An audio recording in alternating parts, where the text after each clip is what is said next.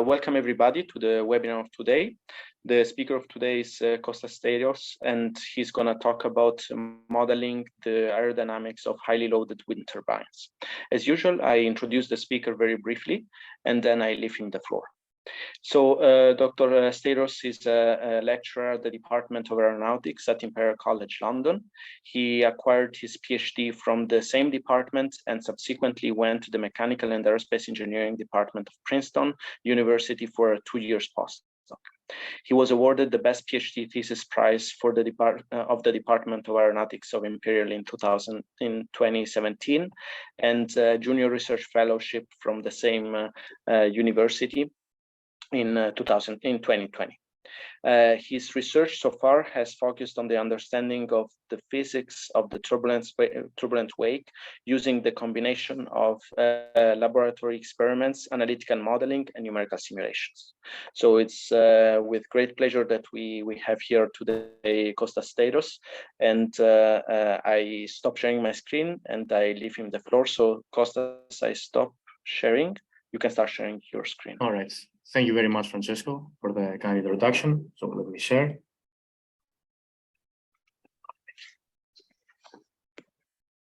All right. We see your screen. All right, great. So let me put here this.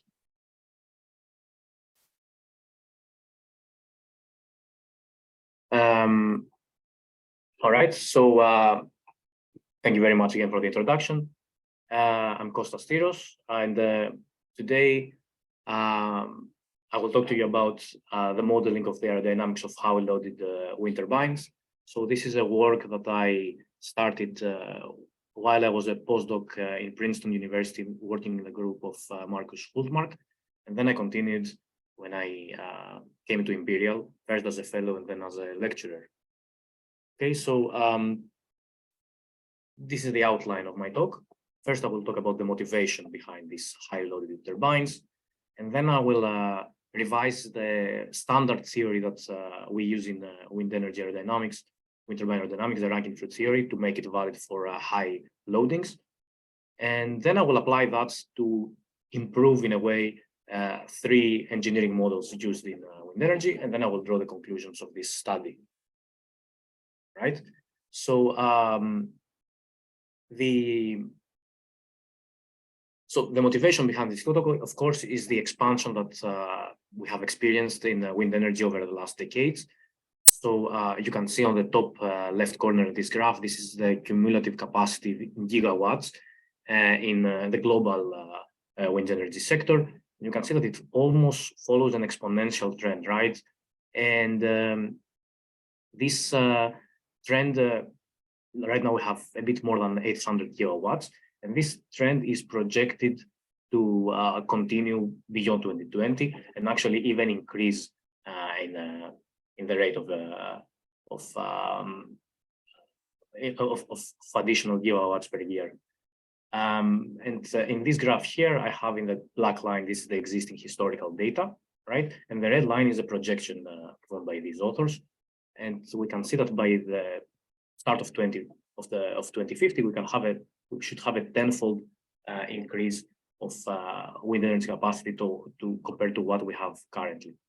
And the question is, what drives this kind of unprecedented increase in wind energy?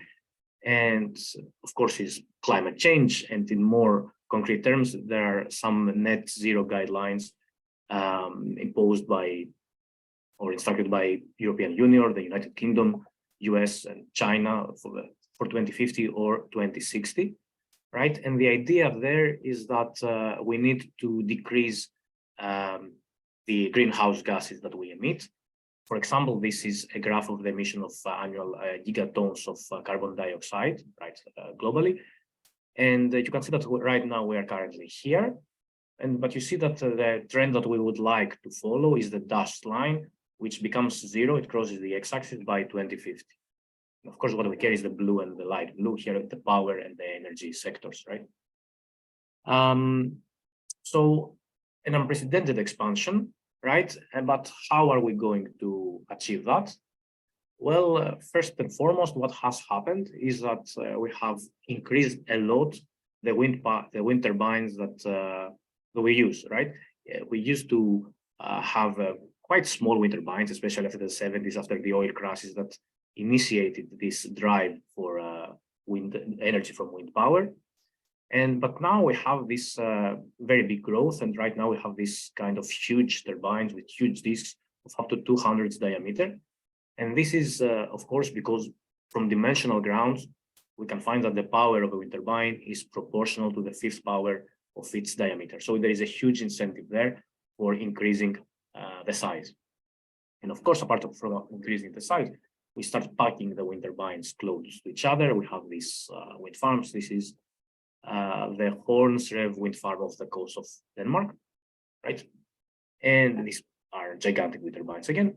But apart from that, what will happen in the following years is that we will start having packed wind farms close to each other. So this is, a map where we have the projected wind farms in the North Sea.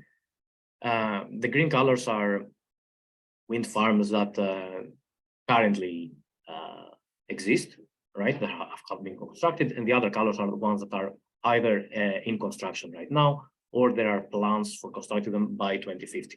You can see that the North Sea will become extremely busy, extremely packed, to the point that sometimes even navigation could be difficult. But apart from these big, large-scale wind turbines, there are plans for installing and for expanding the wind energy sector, even to smaller turbines and to urban environments, right? Now, the rationale is, of course, here the power output would be much smaller, but a wind turbine like that has the capacity or the potential to cover the energy expenses of a household, right? So they become energy sufficient. Now, there are some design challenges associated with this kind of shapes and this kind of sizes.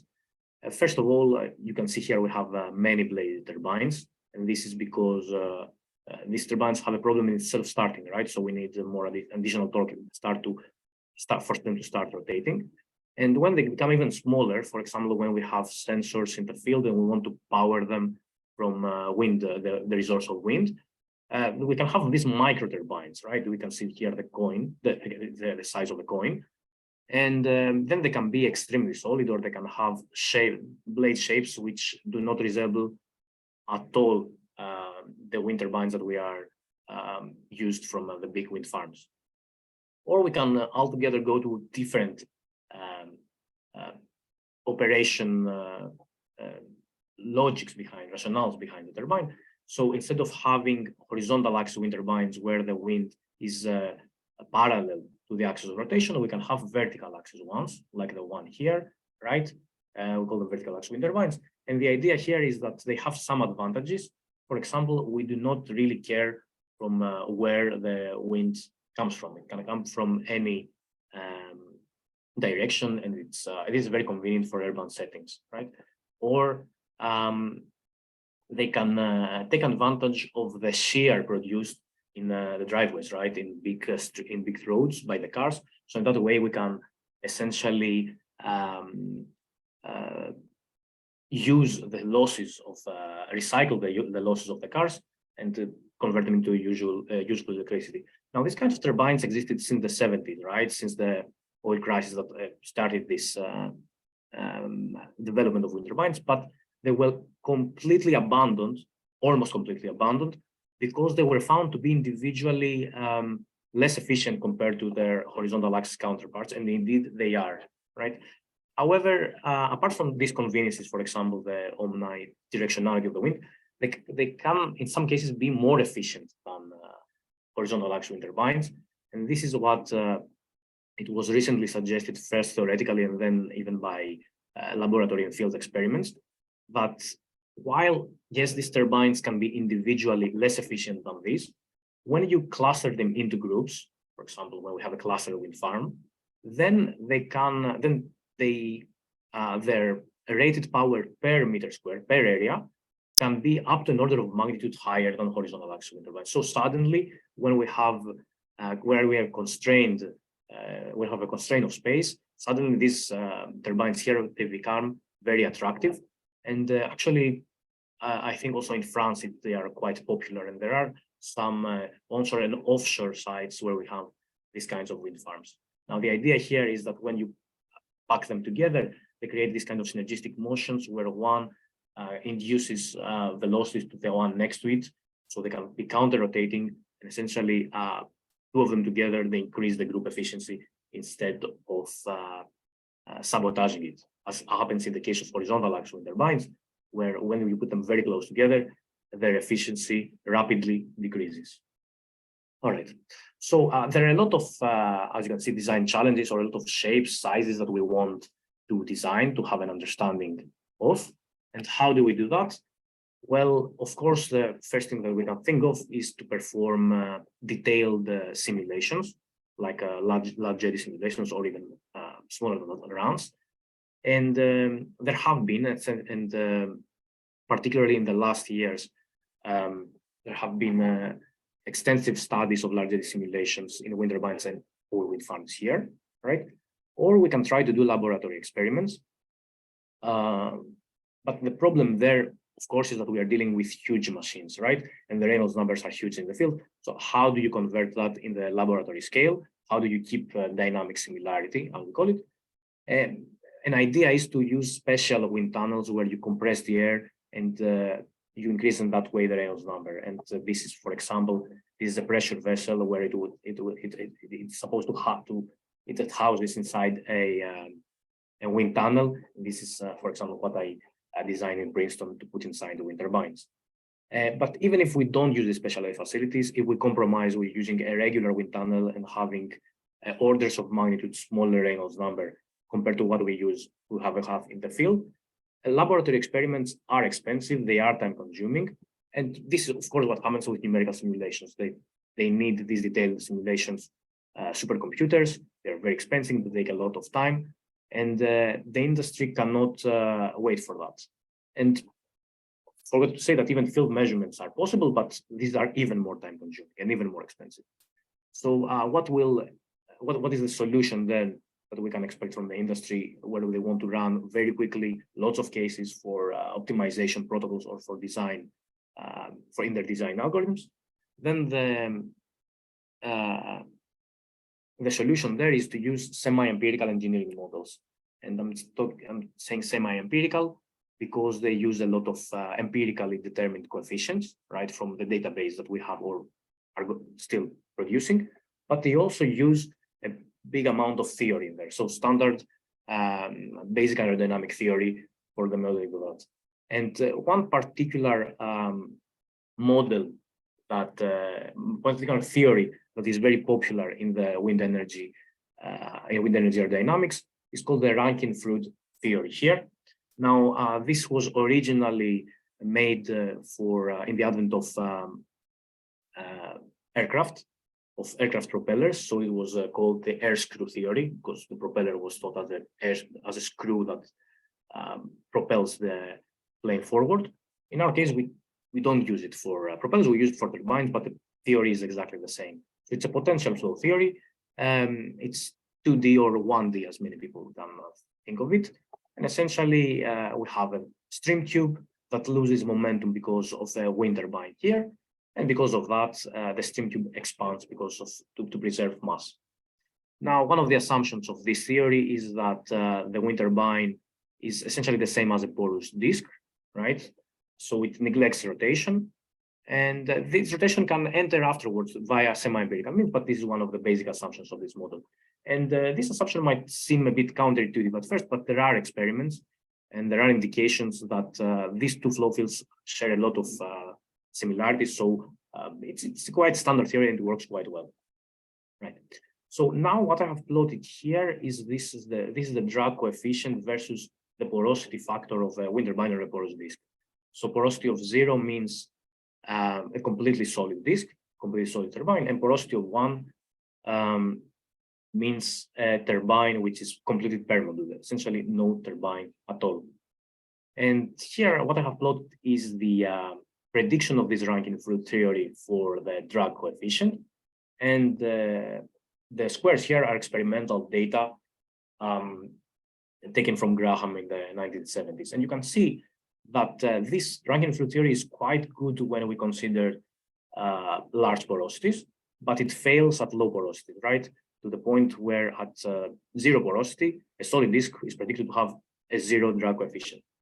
Right now, this might seem quite problematic because this Rankine Froude theory is the basis of models like blade element momentum theory models, right, for the prediction of power. This is the standard model for power used in the industry. Or when we want to calculate the deficit, the wake deficit of wind turbines, the evolution of that. For example, a standard model is the Frandsen model currently used in the industry. Or when we want to correct for blockage effects from wind tunnel measurements, these blockage models like the Werle model, they all use the Rankine Froude. So someone could say that this creates a problem that this theory behaves so bad at low porosities. But fortunately for us, until now, most of the wind turbines operated in this regime here, the high porosity regime. So there were not a grave challenges until now. However, when we expand the envelope of operation, because we have additional blades in microturbines or in vertical axis wind turbines, or we want to rotate very fast, a very quick, fastly rotating turbine, it behaves more and more like a solid disk, right? Or even tidal turbines that have, for structural reasons, very large chords. Then we go to this problematic region here. And then this creates problems also in engineering models. For instance, this is a not so recent study anymore from 2014, where these researchers created a blade element momentum theory model for the power prediction of turbines. And the y-axis, here they changed the solidity, the number of blades, and in the x-axis they changed the tip speed ratio, how fast the turbine rotates. And they found out that when both these parameters become large, their engineering model failed, right? And this because the Rankine Froude theory failed. So they produced completely unreasonable results. And actually, for me, this was one of these was the motivation that I started working on this topic. Was when I was in Princeton, and one of my colleagues there, a PhD student back then, was doing some measurements of a vertical axis wind turbine. And in the reviews in an article that he had submitted, the reviewers wanted him to correct for blockage effects, right, for wind tunnel blockage effects. But he couldn't do it because the blockage models that he tried to use did not behave well. They had completely unreasonable solutions because he had a lot of blades, right? So there was a problem there, and I said, okay, maybe I can start working on that. And the idea, first of all, was to try to resolve the core of this problem, so the Rankine Froude theory. And if I managed to do that, then I could go step by step to all of these models and essentially improve every single one of them.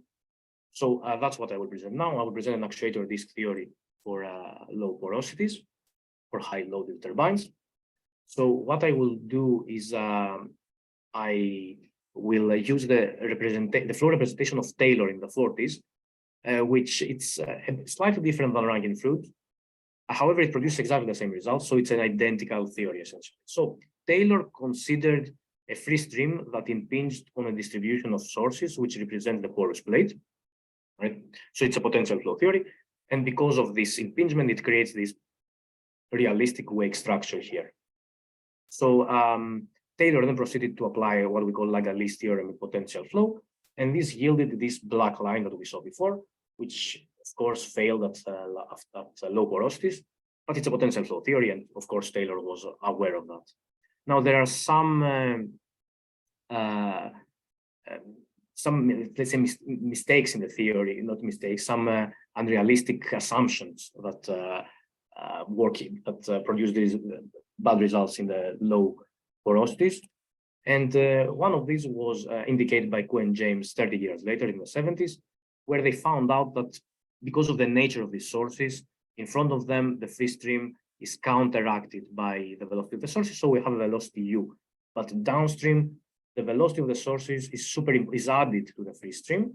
So we have a velocity u plus delta u. So Kuhn and James said, okay, this is completely unrealistic. We have a jump in velocity, a jump in the momentum. So we need to correct that. And what they did is just they rescaled the whole wake by a coefficient E, so that they imposed a mass and momentum conservation across the plate. Now, they produced another prediction, which I'm not plotting here, because even though their physics were slightly better. Their prediction was worse than Taylor, so I'm not plotting it. And then what I came to realize in 2018 is that as we go to lower and lower porosities, the assumption that both Taylor and Cohen-James had, that the pressure in the wake is P infinity, this is what potential flow dictates, is wrong, right? Because we know from experience that bluff bodies have wake pressures that can be significantly lower than P infinity, right? We call this base suction. So what I did is I allowed this pressure to take an arbitrary value. I relaxed this assumption. And I then went and calculated analytically this pressure using a combination of mass, momentum, and energy balances in a controlled volume around encircling this plate, this distribution of sources. So I derived this expression here for the drag coefficient, which is U here, U star is U over U infinity, is the velocity through the plate. And it produced this red line here, right? And this red line collapsed with Taylor's on Rankine Froude's prediction for high porosity values, as it should. And then at low porosity values, it behaved much better, to the point that, yeah, at zero porosity, I don't have, zero drag, which is completely unrealistic. Still, there is some discrepancy, which appears for porosities lower than 0.2, right? And even though no wind turbine will operate here in this regime, so we don't really care for an engineering standpoint, I decided to go the extra mile and try to understand what is happening, what is the discrepancy here, what is the error in the physics.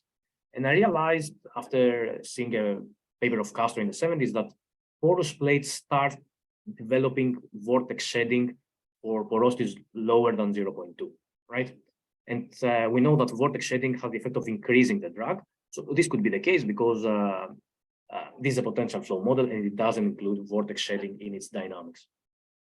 So what I did is I tried to suppress the vortex shedding by putting a splitter plate. Now a splitter plate inhibits the interaction of the two shear layers. So we kill essentially the vortex shedding. So I put a splitter plate and I measured the drag, and I found out that the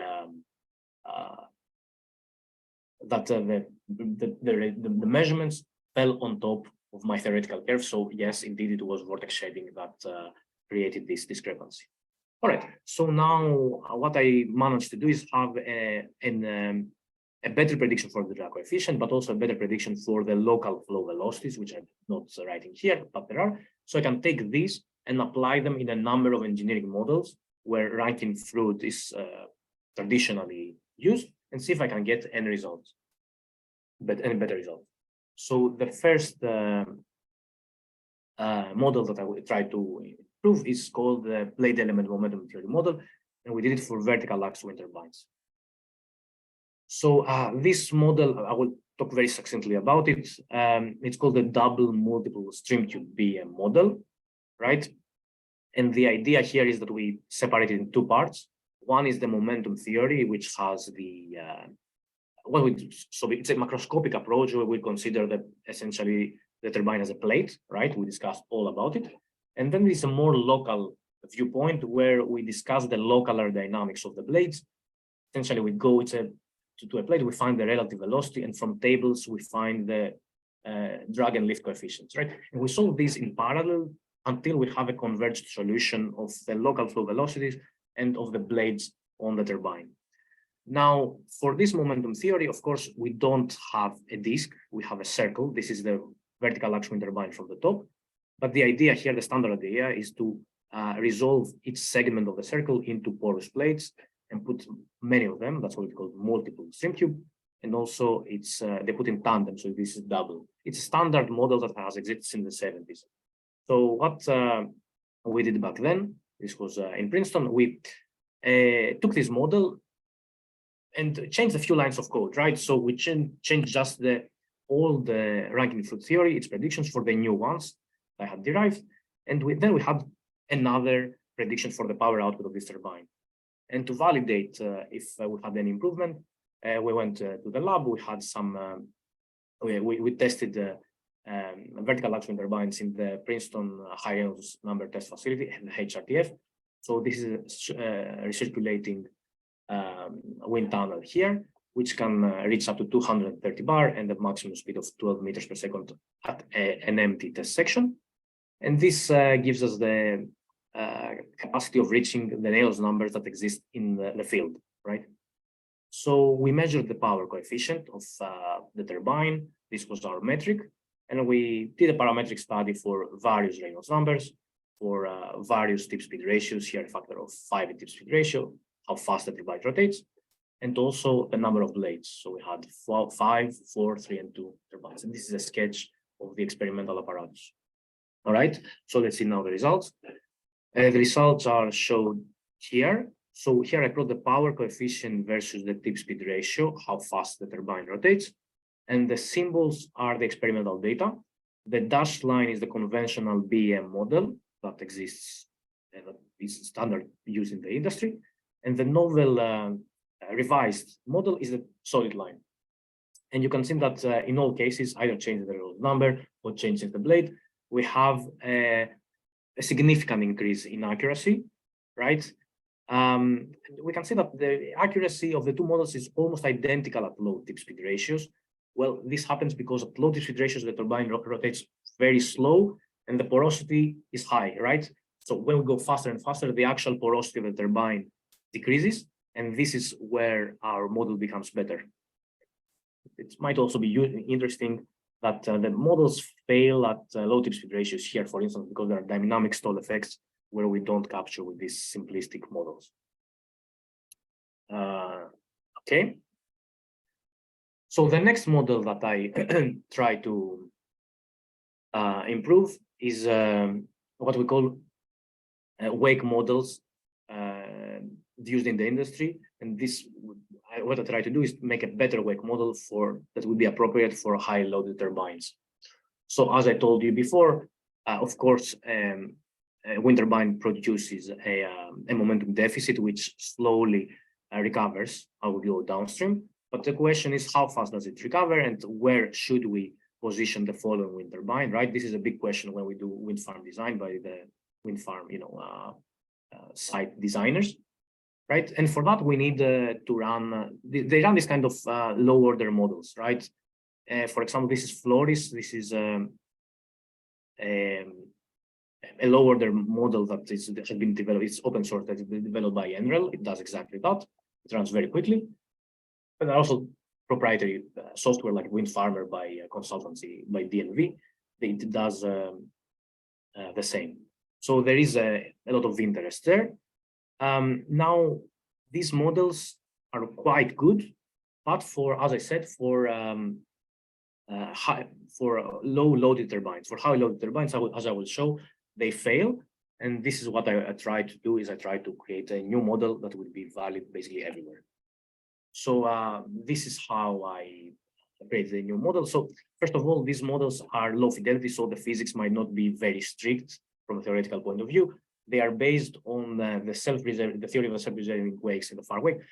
Essentially, what they are based on is the momentum integral that we know in the far wake. This is applicable only in the far wake, but we use it to model the wake everywhere, which is a stretch, but this is what happens. And what happens is that we need an initial condition. We need the initial condition for the velocity, and we need an initial condition for the thrust of the turbine in this momentum integral. And this is provided by us by the Rankine Froude theory, right? So this is where the problem essentially starts. And it also, the other problem is that all these models do not have pressure in there as a variable, right? So they take pressure to be always the same as P infinity, as the ambient. But we said that as we go lower and lower porosities, the pressure will have to be different on the ambient. So these are the two problems that I tried to correct in the new wake model that I proposed, right? Okay, so this I will give a very quick outline of this model. So we will have a wind turbine. We can have, an expanding wake, and it expands because of the entrainment, right? And to model this entrainment, what I used is an entrainment analogy introduced by Morton, and before that it was Taylor who had this idea. So essentially, we think a mass flux and flows inside the wake, and that's why it expands. And we modeled it linearly.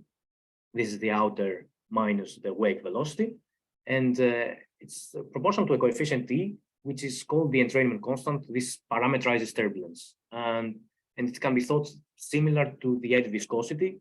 right? The added viscosity is for momentum transport. This is for mass transport. All right. So then what I considered is the momentum in the standard momentum integral, which models all these wind turbine models. Nothing new here. However, as I said, I wanted to include the effect of the pressure. So if you do the momentum budget, you have that. You have here the effect of the pressure difference, outer minus inside pressure. All right. Now to model this term, what I did is I did another control volume that donut control volume that encircled that enclosed the turbulent, non-turbulent interface. And this is a slice of this control volume. So essentially then I did mass and momentum balances. Here the red line is the turbulent, non-turbulent interface. Excuse me. And after I did that, and with some simplifications, I ended up with this expression. The simplification was this simplifying assumption for the Reynolds stresses from Tenekes and Lumley. So we ended up with that. So we had a model for our pressure difference in the wake, and we validated using larger simulations that my colleague Nikos Bebedelis ran. So we had two cases of wind turbines here. And what I have here is the pressure difference, right? Versus the downstream distance of the turbine. So the turbine is at 0. And the red line is the dashed line is the model, and the solid line is the larger simulation result. So, and we see that they are not too far, at least for the engineering model standards, they are not too far away. Our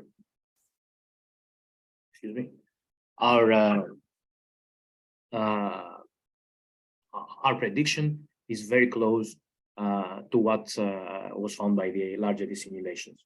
And now you have to consider that other models consider that the pressure difference is 0 everywhere, right? So there's a definite improvement. Now, apart from modeling this term, which we did successfully, then we had also to find an expression for the initial condition for the thrust here. And instead of using the standard Rankine Froude, we used our revised Rankine Froude. And after we plugged these two things in the momentum integral, we ended up with this expression here in the box, which essentially finds the evolution of the wake pressure as a function of distance from the turbine. So we can solve that, and we have our model. That's it here. Under and the empirical coefficient. So it's a 1-parameter model. All right. So let's see how it fares with how it compares with other models and with the LES. So here, what I plot is results from 3 types of turbines with different induction factors, alpha. So induction factor actually parameterizes the loading of a turbine. So the higher the induction factor, the higher the turbine loading. So for example, it rotates faster or it has more blades, right? So here in the y-axis, I have the velocity of the wake normalized, and in the x-axis is the downstream distance from the turbine. Now, at very low induction factors, where actually most of the wind turbines operate, we see that the Frandsen model, we have, sorry, I forgot to say that. We have here the black line is the larger simulation results, and the blue line is the Frandsen model. This is the industry standard model that they use for wake prediction, and the red line is the current model that I developed.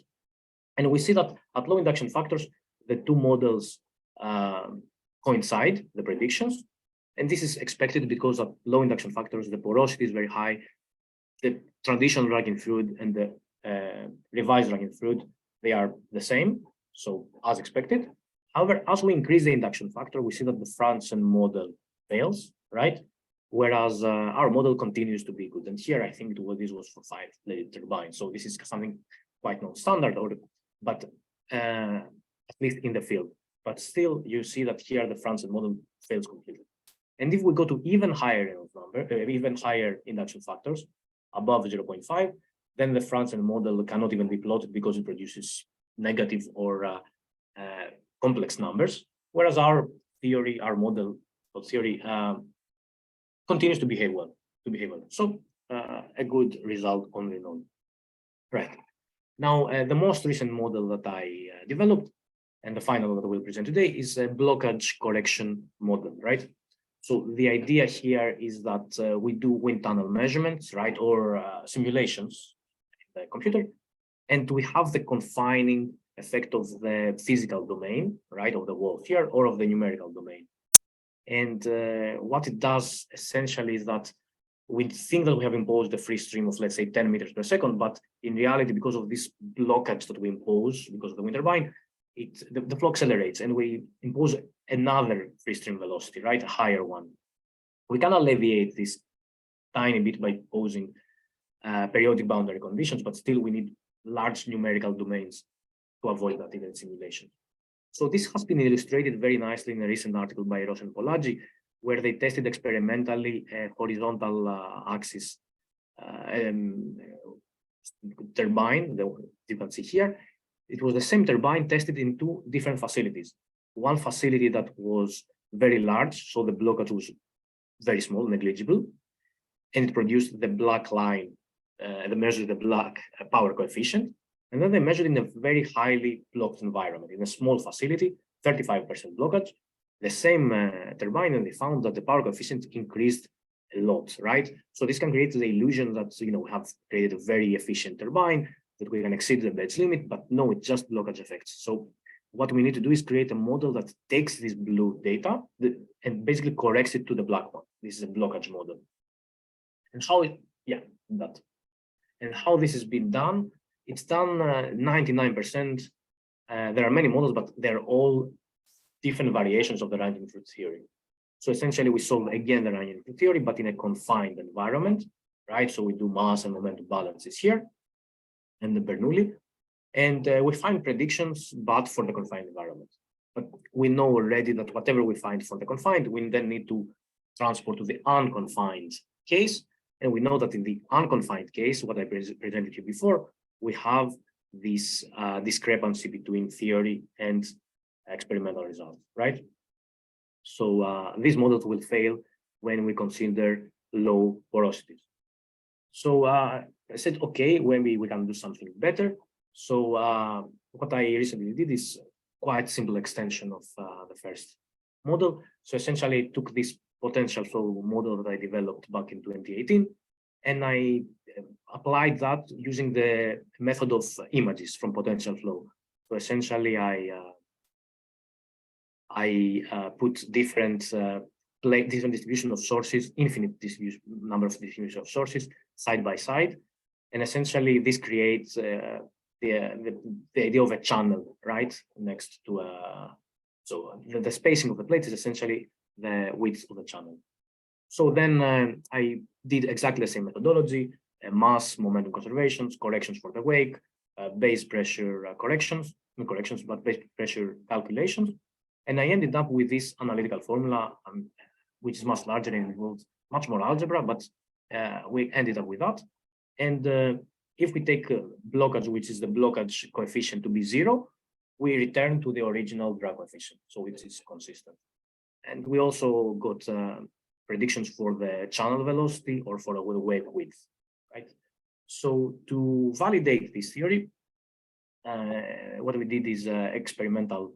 I did experimental measurements in the aeronautics flume imperial. I put a porous plate and I measured the force using force transducers, 2 of them, top and bottom. They were waterproof, so they could go inside the water.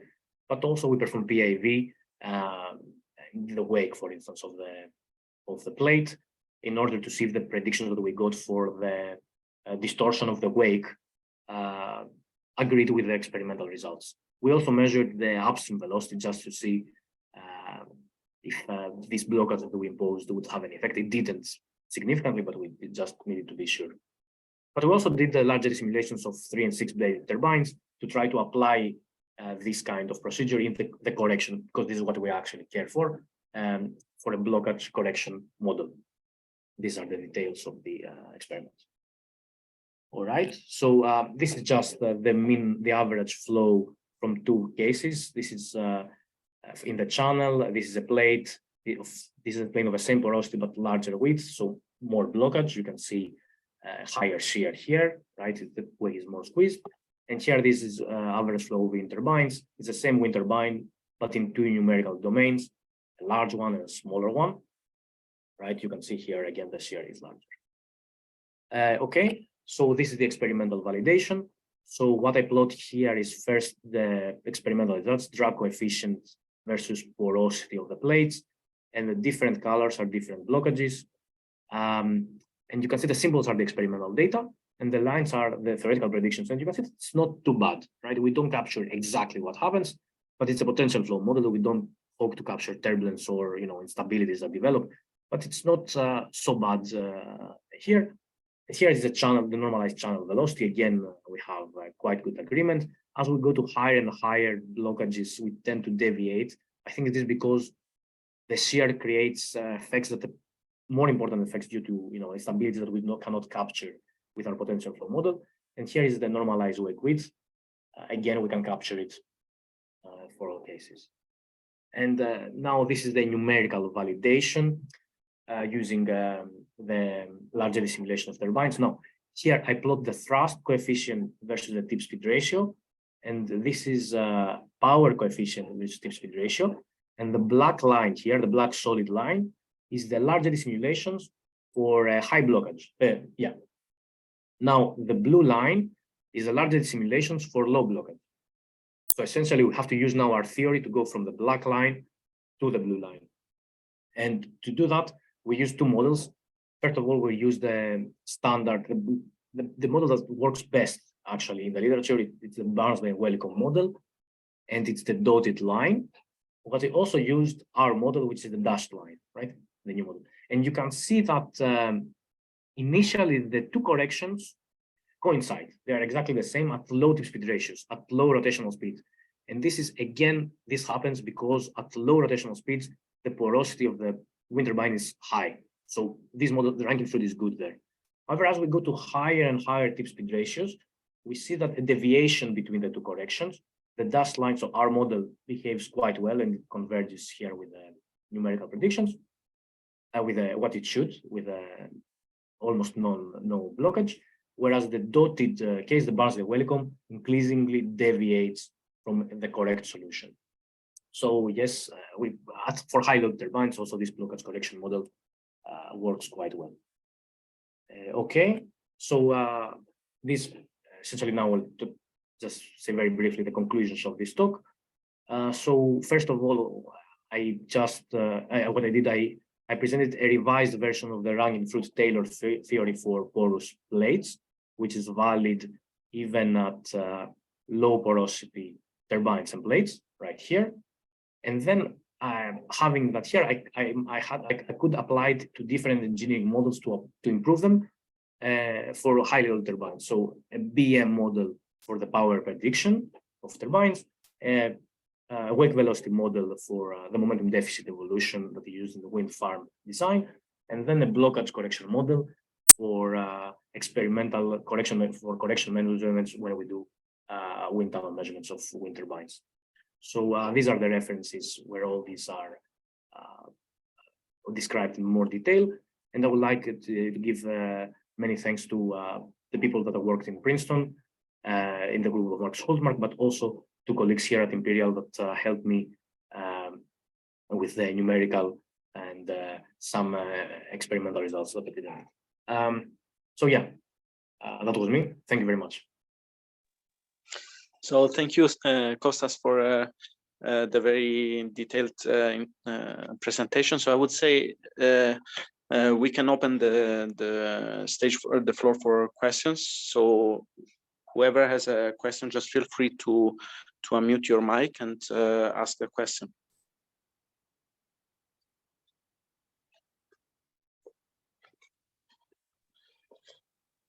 Yeah, Christos, go ahead. Hello, Costa. Hi, Christos. Very nice work. Congratulations. Really good. Thank you very much. A lot of potential flow theory here. Yeah, it's just that.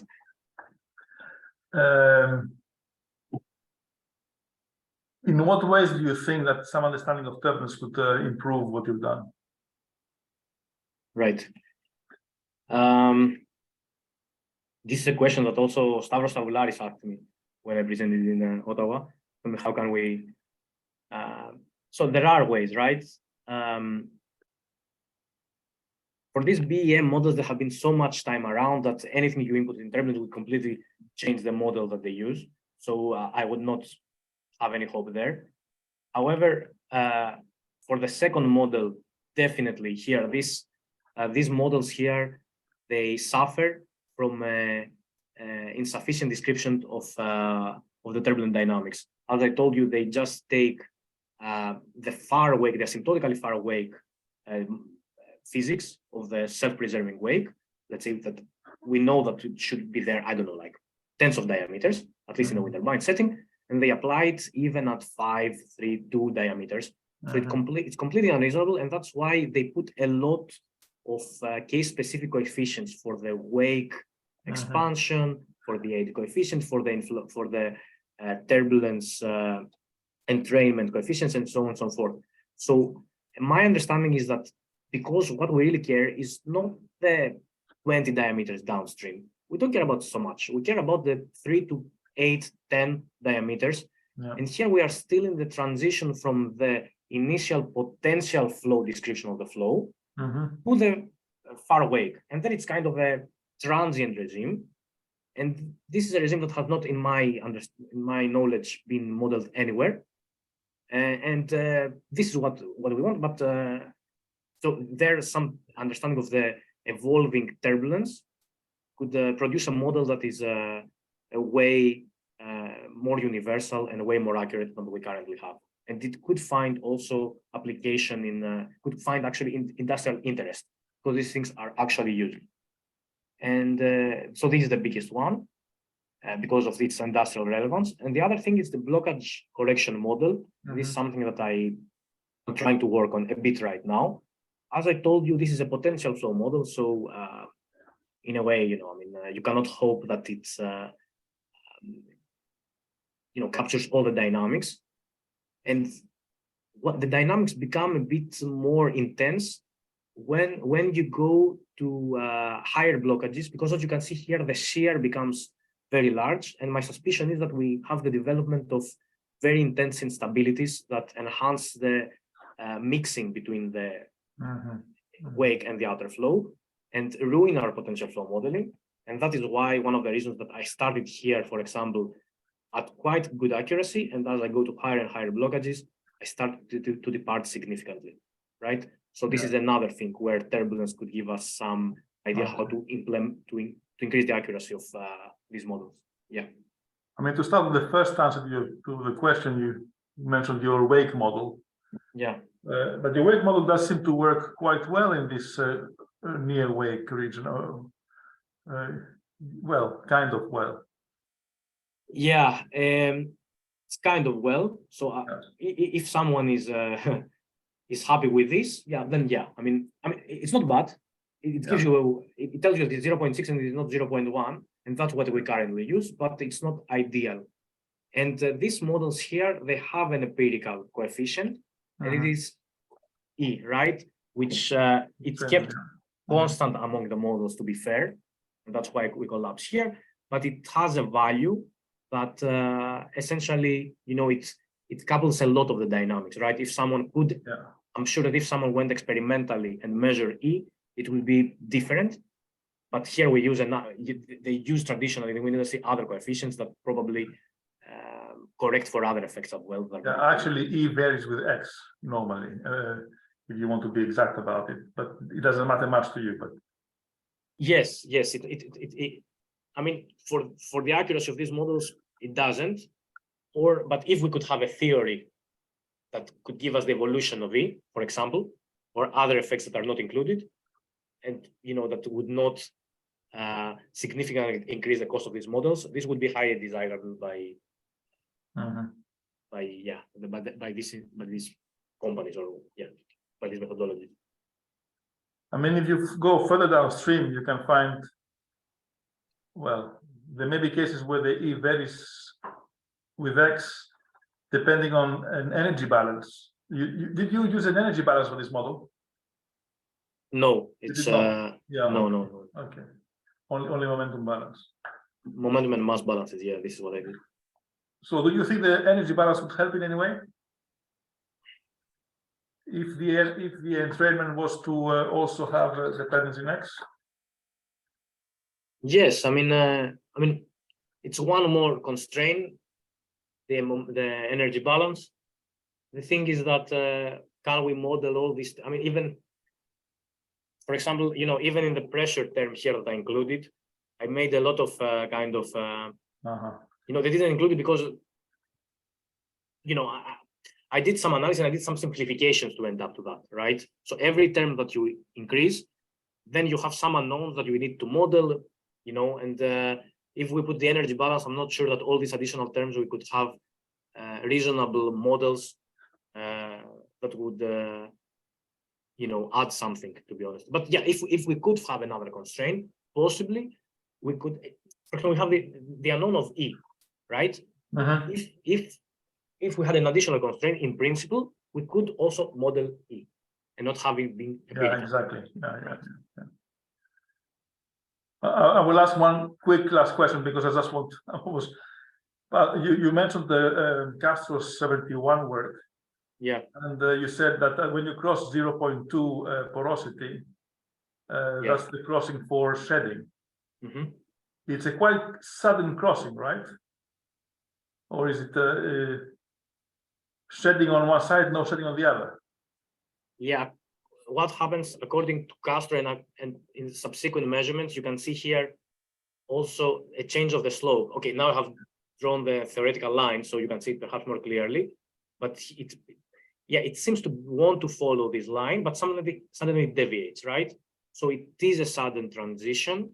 Now the physics of that, they are not how it happens. If you have intermittent setting, for it, if you go at 0.2 and then you go to 0.19, is it before you have a well-behaved shedding and afterwards you have no shedding, or it's an intermittent phenomenon? That's, you know what I mean? That sometimes you have shedding and sometimes this is not answered right now. Yeah, open question. Well, thank you, Kostas. I will let others ask questions. Anyway, very nice talk. Thank you, Priscilla. Yeah, thank you. Actually, I would have a question that's more or less along the same line of thought Christos proposed, but taking the problem from the other perspective, from the when you talk about the blockage, you have a potential theory. So basically, the walls, you set no slip condition by this. If you would have slip, basically you would need just one image on one side and one image on the other side, and you set no slip like with an infinite sequence of images, right? No, I mean, I put infinite number of plates because if I have one plate and if I have only one wall, I can put only one plate, and it's perfect. However, if I want two walls, I have to put the other one here, right? Yes. So then I have this and that counteracts this. So I need to put one more. Sure. And then if I put one more, I have to put one more, and it's infinite. Then at some point, if you want two walls, you have to put in. And with the method of images, you can never have no slip condition. You always have slip condition. Slip. Okay. Yeah. Exactly. Yeah. So the point was actually my question was, would that make sense to couple this with a boundary layer theory that kind of gives the boundary layer on the wall, assuming that the thickness of the boundary layer is not that large. So basically, what you would do is you take the potential theory which has zero boundary layer thickness, then you kind of compute your the quantities of your field, the classic kind of multiphysics matching. Yeah. This is actually a very interesting idea, and I wanted to have thought it earlier, because I mean this could be one of the reasons why when we go to, because this boundary layer width will become proportionately more important the more the blockage increases, right? Because if we have a very big channel, so it's one of the reasons why we see that this theory it becomes increasingly more inaccurate as when you increase the blockage. It could be because of that, partly because of that, because of the boundary layer, which is not included. Currently, in no blockage model is there a boundary layer correction. And it's a very interesting idea actually to implement that. And in that case, you basically would get one more parameter, which is not just the blockage parameter, but it's the location of your your test bench based on of your, like, let's say of your turbine based on the initial cross-section location of the turbine, because basically the boundary layer starts developing where you inject the flow, basically.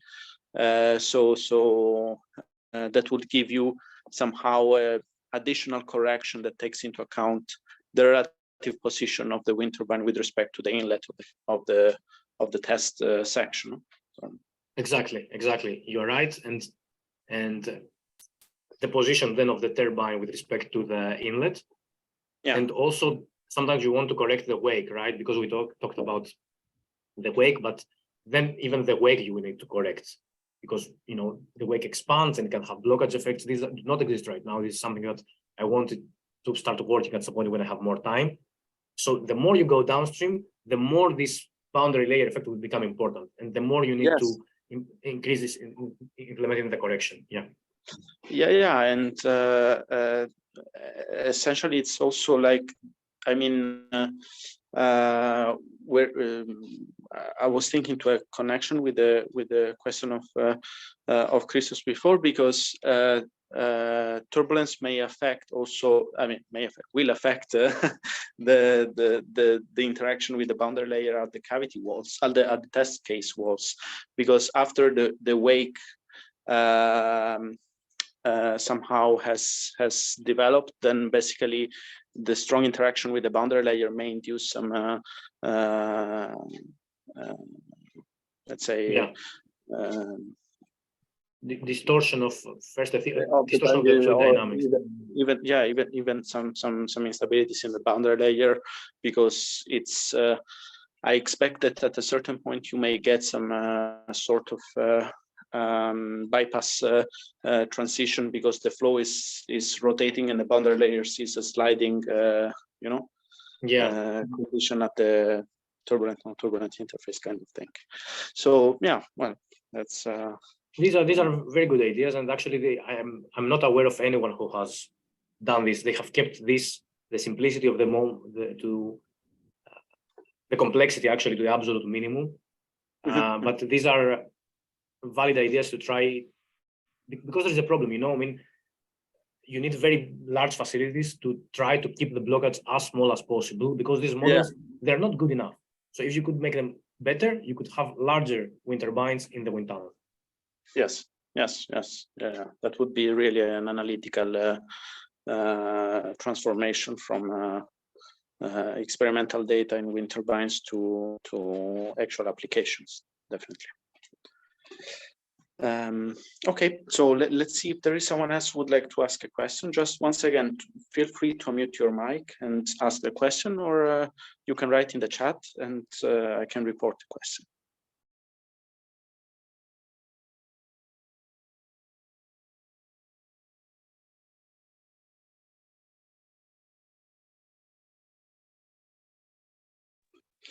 Yeah, I don't see any other question. Just want to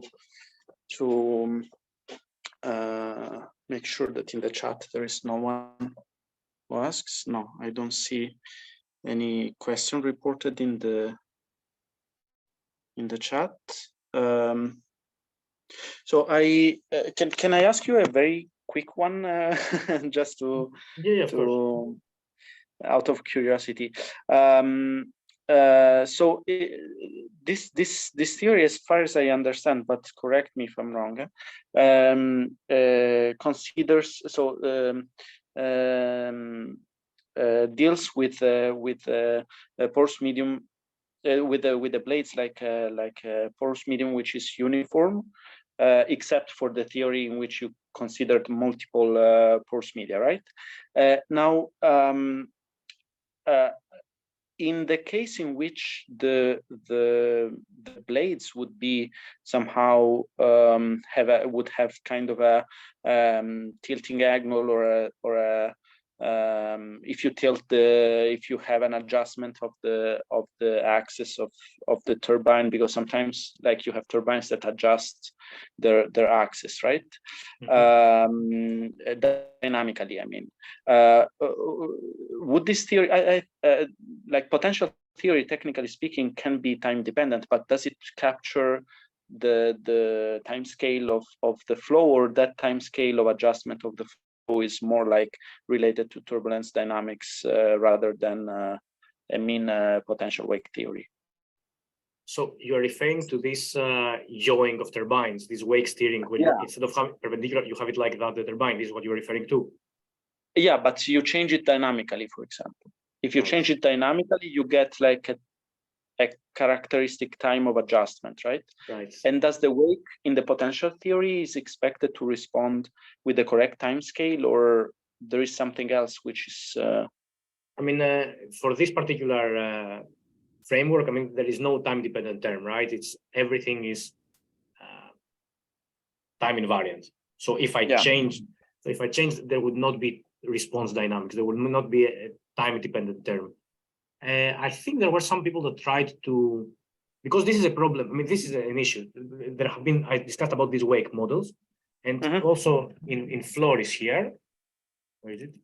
There is a parameter where you can say, okay, what is the yaw of your turbine, because they want, to see how much is the wake diverted, because it's part of the wind farm design. Yeah. So there have been people that have been working on that by extending this kind of models to predict, for example, that the wake would go like this. Shapiro and Menevaux proposed one of these models some years ago. The model that I present here can do this as well. You just put the distribution of sources at an angle. I haven't done it, but again, it's an extension, and that could be done. Now, regarding that, because if you do it dynamically, you would expect that the wake would have like a wave, right? To capture that, you would have to impose in there, I guess, an advection time scale or something like that. These models do not have it. They do not have this kind of time-dependent dynamics, and it would need some thinking. I'm not saying it's impossible. I'm not aware if some people have done this already, but this is, I think this is an open question, what you're asking right now. Okay, no, because I mean, normally, if you want to do like potential theory with time-dependent potential theory, that becomes, your potential theory is like a Laplacian of the potential equal to 0, and basically you will get a time derivative involved in there, and your sources basically change location, right? Right. In time. That would be the kind of way to take it into account. But if no one has done it, then it's difficult to understand if the dynamics of the time scales are correctly predicted by potential theory. Then. Yeah. Okay. My idea is that to the point that we're talking about linear dynamics, so just the advection of the momentum deficit, then potentially then in principle this could be in the point that we're talking about non-linear dynamics. So the interaction of this wake changing with itself, then you cannot do it in any way. Yeah. Okay. Well, thank you very much for the interesting discussion that came out. And let's see if I just want to make sure that no one else wants to ask a question. So just feel free to unmute your mic if there is someone else who has a question. Okay, that doesn't seem to be the case. So Kostas, thank you a lot for the presentation. It was very, very well explained and very detailed in the way you presented and compared things. Very insightful. Thank you. Yeah, thank you very much for the invitation. Also, hi Alex. It was nice seeing you as well. All right, and thank you very much, Christo. All right, take care. Bye. Bye. Have a good day. Yeah, you too.